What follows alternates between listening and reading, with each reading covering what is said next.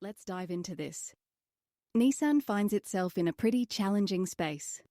Early 2025 sales have dropped by 29.2%. Yeah, nearly a third. That's a massive shortfall for a brand of this scale. It's like watching a giant stumble and you can't help but wonder, can they get back up? And when you put it that way, it's kind of like an old engine struggling to fire up. You know, coughing and spluttering, but deep down, there's potential. All you need is the right tune-up. Exactly. And this tune-up is coming in the form of their new CEO, Ivan Espinosa, who steps in officially in April 2025. He's hit the ground running with some ambitious goals. One of the big ones? Slashing Nissan's product development time from a hefty 55 months down to just 37 months. Whoa, 37? Wait, that's about 3 years? That's quick, like swapping out a clutch mid-race. Pretty much. It's all about responding faster to market demands. Think about it. Drivers today want innovation and they want it yesterday. By cutting that development time, Nissan can bring new models, like EVs, to showroom floors before competitors can say, new technology. Makes sense. But there's got to be a cost, right? Speaking of which, we got to talk about the elephant in the room, their massive cost reduction plan. 400 billion yen. That's like 2.5 billion Aussie dollars. That's a lot of zeros. It is. And to get there, they're diving pretty deep into restructuring, closing factories, streamlining production lines, and even slashing top management by 20%. That's bold. But it does raise questions about the impact on their production capacities and, more importantly, the people behind it all. Factory closures and layoffs can crush employee morale, and a demotivated team doesn't exactly scream successful turnaround. Yeah, morale's a tricky one. Like, you can have the coolest tech and fanciest models, but if the folks working the line aren't motivated, it's all kind of pointless. Reckon Espinosa's got his work cut out for him. He does. But if they can balance these changes while pushing ahead with innovation, there's hope. This is only the start of a very long road. So, while we've acknowledged the long road Nissan has ahead, they're certainly not holding back on ambition. One big target? Rolling out 30 new models by 2026, with 16 of those being electrified. That's a major leap towards EVs and hybrids, a clear sign they're betting big on the future. 16, huh? That's a lot of new battery packs hitting the roads. And I gotta say, it's about time they step up. They're playing in the big leagues now. EVs are kind of like the future's V8s, don't you reckon? Absolutely. And they're not just pumping out new cars.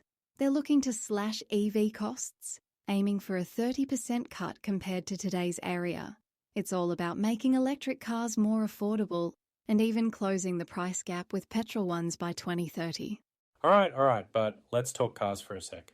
Like the Ariya itself, have you seen it? It's a mid-size SUV and honestly pretty slick.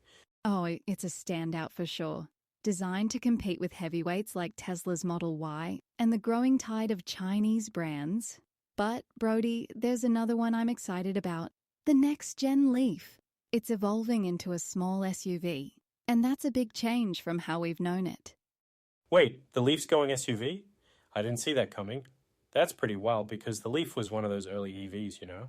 I remember seeing a prototype when I was like 16. It looked so futuristic back then, and now it's morphing again. It is. And then there's the Qashqai e-Power, a hybrid aimed at maximizing efficiency. Plus, they've fine-tuned their hybrid tech to offer more power and better fuel economy. It's practical for folks not ready to jump fully into EVs, but still want to cut down on their carbon footprint. Exactly. It's like a stepping stone for drivers who kind of want to dip their toes into electrification, but aren't quite ready to give up the vroom of an engine. Spot on. It's all about options.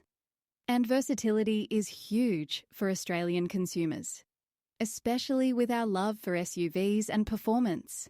Nissan's playing to that strength with these models, but the question is, will these innovations be enough to stand out in an overcrowded market? Speaking of standing out in this crowded market, let's talk partnerships. So earlier this year, Nissan walked away from merger talks with Honda. Now, instead of partnering with traditional automakers, they're eyeing tech companies like Foxconn. It's a pretty bold shift, don't you think? Totally. I mean, teaming up with a company like Foxconn could bring like a whole new level to their tech game. Imagine what they could do with cutting edge batteries or next gen software. It's kind of exciting to think about. It is. But it's also a bit of a gamble. If the collaboration doesn't click, they're out valuable time and resources. And let's be honest, time isn't exactly on their side right now. For sure. But, sometimes risks pay off. And hey, speaking of risks, offering a 10-year, 300,000 kilometre warranty, that's like massive. No other car maker here does that, right? Not really. It's a clear play to win back consumer trust. The idea is you buy a Nissan and they've got your back for the long haul. But it's more than a trust builder. It's also about standing out in a crowded market. Yeah, mate, they need it. Because if I'm shopping for a new car and Nissan's warranty offers me 10 years of peace of mind, that's hard to ignore. Especially for Aussie families who, don't want to worry about unexpected repair bills. Exactly. It's a smart move, but warranties alone won't revive a brand. That's where their focus on EVs and hybrids comes into play. With the rise in hybrid sales here, up 42% this year? This is their shot to tap into a massive trend. It's like they're lining up all the pieces, right? High-tech hybrids for folks who aren't ready for full EVs yet, and a heavy focus on electric models like the Ariya and that SUV, take on the Leaf. It's bold, but bold's what they need. True. The competition is fierce, though. Companies like Tesla and even new players from China aren't sitting still.